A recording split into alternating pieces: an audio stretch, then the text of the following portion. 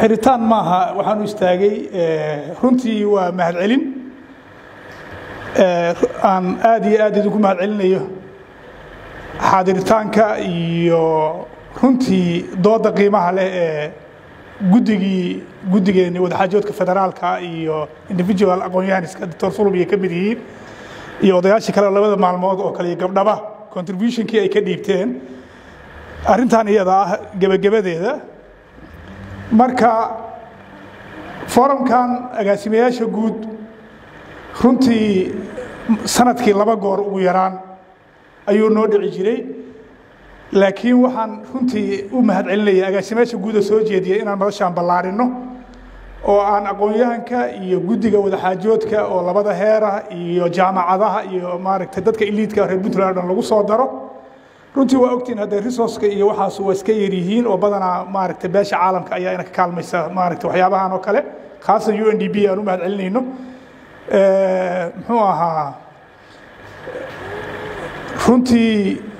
doodihii meeshaan ka dhacay federaalku wuxuu ahaa wasaarad ahaan lug noo laaban oo xujo ah oo arrinteeda inaan kaga hadalno guri gudihiis dabadeedna arkiifyada aanu geyno wixii laga dooday sida Ismaaciil uu yiri muxuu ahaa in runtii wax weyn laga soo saaro la soo bandhigo madashaan oo kale guddiga wadaxaajoodka ugu horeeyay baan rabnaa inay runtii ay fidiso oo wasaaraduna ay kala shaqeyso inay kor aynu u hadalno muxuu ahaa anaga in detail markaan idin sheegno riboodada waan soo saaraa waxa agaasimayaasha guud wasaaradaha dawladda technical working group ka soo baxa waa asar ribood ahaan ayaan u arkiifiye garaynaa yani wasaas laakiin wali madal lagu adimay ama lagu qayliyay Puntland wax ka maqan oo federaalka kaga maqan ama wadaxaajoodku sidoo noqon doona ama waxyaabaha laga hadli doono waxaas oo dhan waa wax hadda soo bandhigayno waxa la jecelnahay inay guddiyada hadda macnaha leh inoo samaysan oo dadkan aqoonta badan ku jirto oo maamulada ka soo shaqeeyay baarlamaanka ka soo shaqeeyay dastuurka qaybtood ay xafiday oo hadda xasan uu lahaa waxa noqon doona sharci qaamar isu bedeli doona marka runtii madal qurux badan oo wixii aan ka filaynay aan ka helay waxaan ku rajo weynahay muxuu ahaa meel kasta aan uga raadino dhaqaale inaan ballaarino oo waliba ay maaragtay quarterly ama muxuu ahaa labadii biloodba ama bil meeshii 2 goor aan ka dhigi jiray annaga dhinaca dhijiyada inaan wax ku soo daro oo wasaaraddan aad kala shaqeysaan runtii say ugu heli lahayd maaragtay dad iyo duunyada labadaba dhammaantiin waa idin mahadcelinayaa runtii agaasimayaasha guud sibaan u dhaliilanahay oo xoogaa shaqooyinka technicalka wasaaradda ka socda dhiguji walba xoogaa marba hoos ila faqaya wuxuu leeyahay meel baan rabaa warqad inaan soo saxiixo marka saa u fadhidaan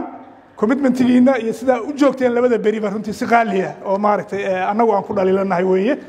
waxaan rabaa tiimkii shaqada inoo hayay oo muxuu ahaa mahad la taliyaha wasaaradda dhinaca federalismka uu ugu mudan yahay Cabdiqaadir agaasimaha waaxda reconciliationka oo dhinacyadeeda taagan iyagana si gaar ah agaasimayaasha guud sidoo kale abukaatayaasha runtii la fadhiyo Cabdiqaadir uu ka mid yahay dhammaantiinba waxaan maaragtay idinka mahadcelinaynaa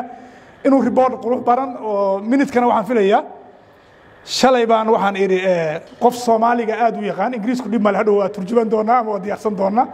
laakiin inaan hal erayna dhaafin wixii ragga afkooda ka soo baxay